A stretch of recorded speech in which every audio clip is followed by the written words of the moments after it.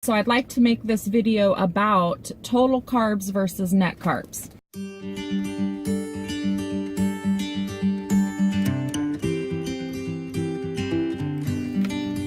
Hi guys, good morning. This is Amy with Ketolicious Life. And I am just taking a little peek at this Keto Clarity book that I'm going to be giving away very soon. And I haven't read it myself, but I am so impressed. I'm going to have to pick up my own copy because there is so much great information in here. Even though it was written quite a while ago, it's still an awesome book.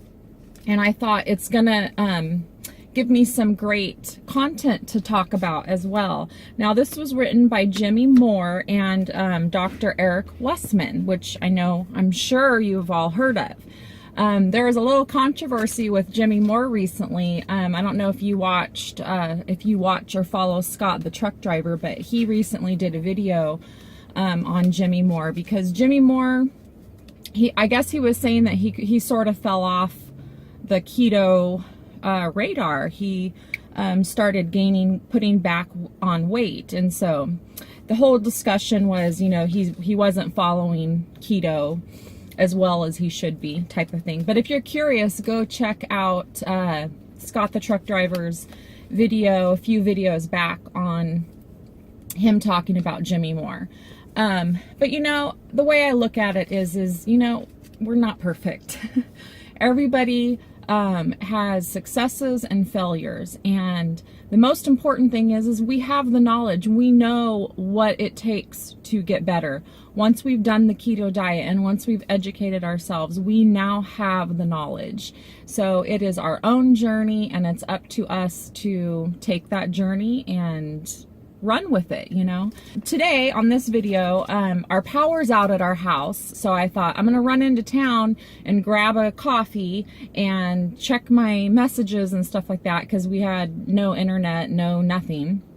And so then I got to thinking I'm gonna take a peek at this book. Well, so this little blurb in here was from Dr. Eric Westman, which I liked because what he says in here, if you aren't sure, net carbs is when you take your total carbs and you subtract your fiber. And that's very basic keto. If you're doing keto the very basic way, that's pretty much all you're going to be subtracting. Total carbs minus fiber. That's typically going to be your vegetables, right? Well, as you get into keto and you start experimenting with foods, you get these keto bars, you get, let's say, for example, keto ice creams, you start getting into those processed keto foods, you're going to run into total carbs, maybe some fiber in there, minus erythritol, minus sugar alcohols, and now that's where you get to you have to start subtracting all those other things. For the most part, I always tell people, especially in the very beginning, at least for the first 2 months, stay away from all that stuff. Stay away from anything that has those sweeteners in it.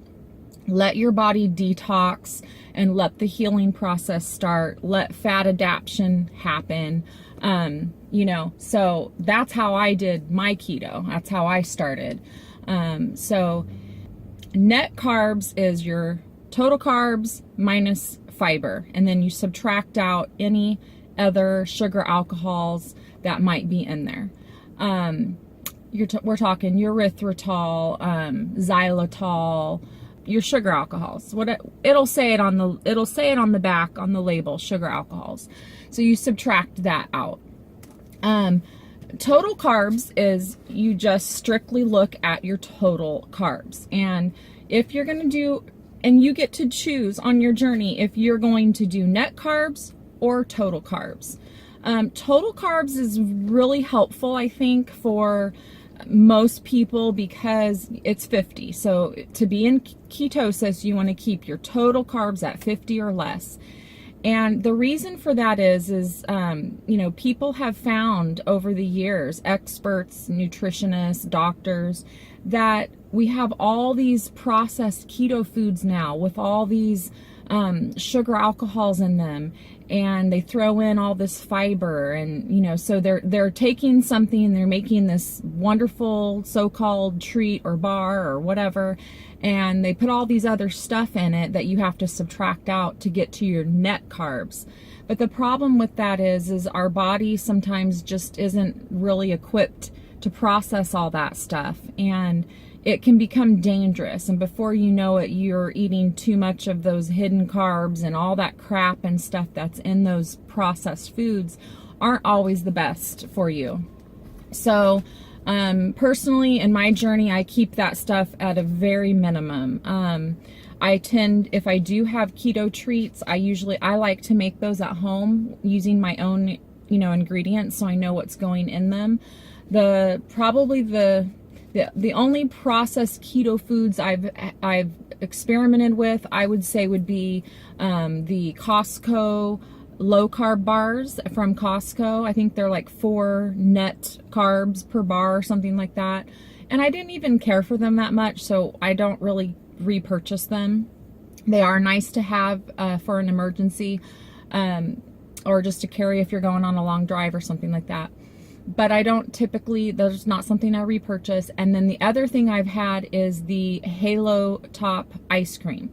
Now, and that stuff I have completely determined it is not, for my journey, I do not consider that keto. That would be like a maintenance treat. That it's just too high in carbs for the amount that you get. There's like, I think 4 servings per small container. You're talking like such a small quantity of ice cream that you're supposed to only eat for, I want to say it comes out to 6 net carbs, somewhere between 4 to 6 net carbs per serving, which is, it's like nothing. So honestly, I really recommend staying away from Halo Top, because it's just, I don't feel it's worth, you know, it's not worth it, and it can derail you. So in the very beginning, if you're at maintenance, then that's up to you. You get to determine what you want to kind of, you know, splurge on.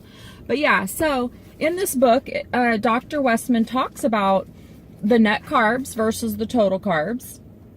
And I'll just read this. Net carbs determined by subtracting the fiber grams from the total grams of carbs. Now, what he says, and this is what is important, I think, it works well. Net carbs works well for those that are not very metabolically sick or who don't have much weight to lose. But because some of the fiber is absorbed as glucose, and your goal now is to become ketogenic, the more prudent approach is to not subtract even the fiber grams from the total grams of carbs. So I thought that was really interesting, because he says some of the fiber that is absorbed, it can be, I guess, absorbed as glucose. And so, as we know, we want to severely limit our glucose and let our body switch over to burning ketones. So, you know, and I think for most of us, the average ketoer, our goal is to lose weight. So I think it is really a good point for us to be using total carbs. That way we can really track what's going in. And I think for many of us who are experiencing slower weight loss, maybe that's the trick there. Maybe that's the ticket for some of you. That I've had several commenters saying, I've lost tons of weight, but now I'm slowing way down. And, maybe you should switch over to total carbs and just track for a few days and see, maybe we get too much fiber. I am a big salad eater. I love my salads. So maybe I'm eating too much fiber and too much salads. Maybe I need to do, and I have changed it up. I'm eating higher calories because I wasn't getting enough calories. OMAD wasn't quite a good idea for me because my metabolism is very damaged, and I know for a fact that I have metabolic damage. There's no question. So I think I'm going to try to focus on total carbs for a little while, and I think this is great. I love this, and I'm sure there's more information in here on that. Yeah, it's pretty cool. So definitely take a look at your total carbs versus net carbs and see if it makes a difference for you. I hadn't ever really thought that, you know, eating too much fiber could be processed as glucose. So I'm a little bit like, whoa, what?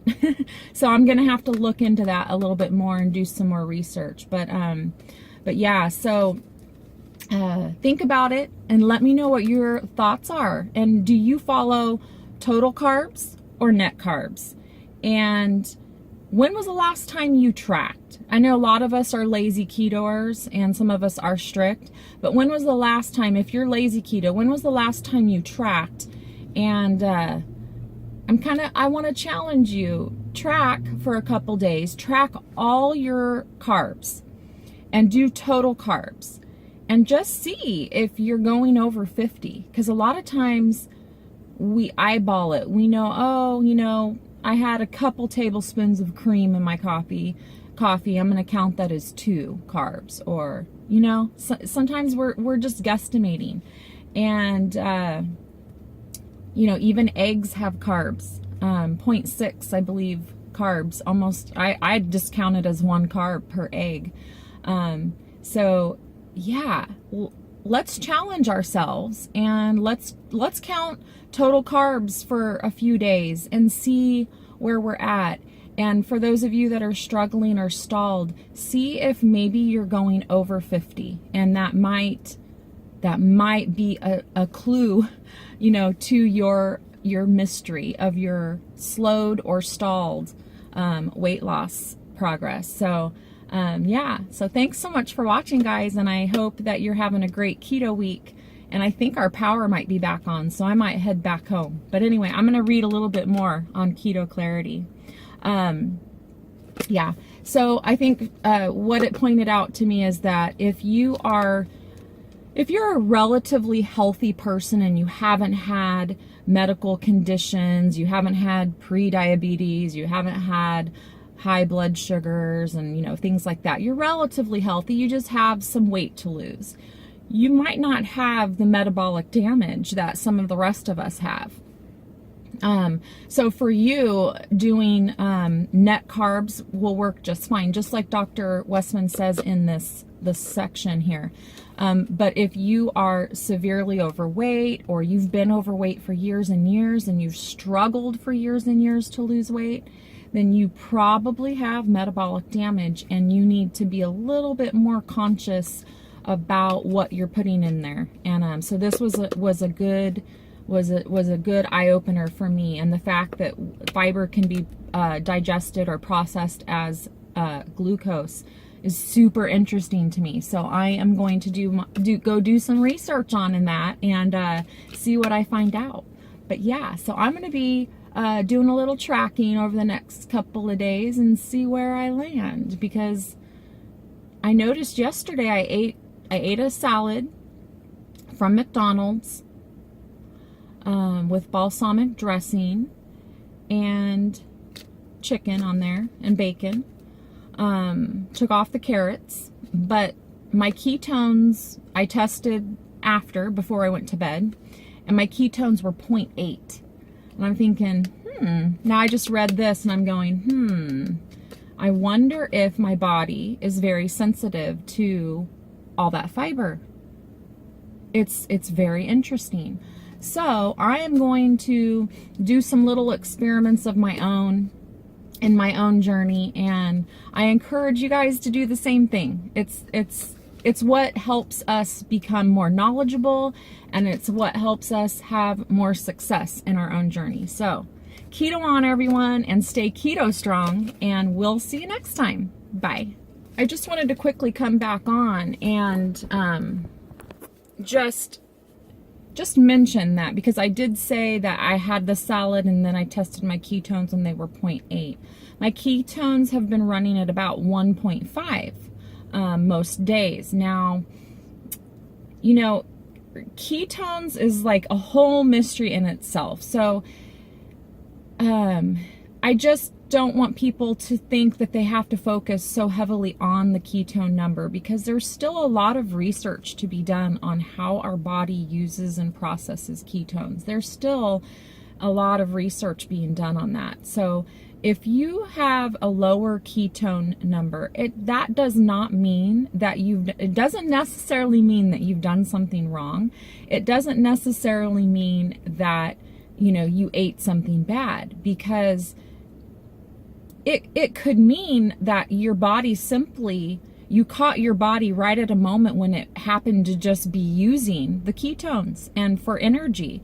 So, you know, when we're testing our ketones in our blood, we are simply getting a number that reflects what amount of ketones is floating around in our blood at that exact moment. It doesn't tell us how much our body just used. It doesn't tell us how much our body may be producing before or after the test. You know, there's a lot of variables still in there. So don't freak out if you do a ketone test, blood test, and you know your numbers are higher one day, lower the next. There are so many variables to that, and you know, we're still getting research coming in to explain how that works. But you know, I think it's really important to test. It helps you to know that you are in ketosis. 0.6 and higher is nutritional ketosis. So that's where you want to be, somewhere between 0.6 and 2.5, somewhere in there. I've seen people go much higher, and you know, everybody's body is different, and our bodies burn things differently. But it's definitely a tool. I just don't want anyone to think, oh, if I eat a salad, because Amy said, you know, her ketones dropped. I don't know. I just thought that was interesting. I read that, and then I tested, and mine were lower than normal. But it could have been a whole bunch of variables in there. It could have been the salad. It could have been, I could be more sensitive to carbs. It could have been at a point in the evening where my body had just used a bunch of ketones. I mean, who knows, right? So anyway, just keep that in mind when you are testing. All right, we'll talk to you soon.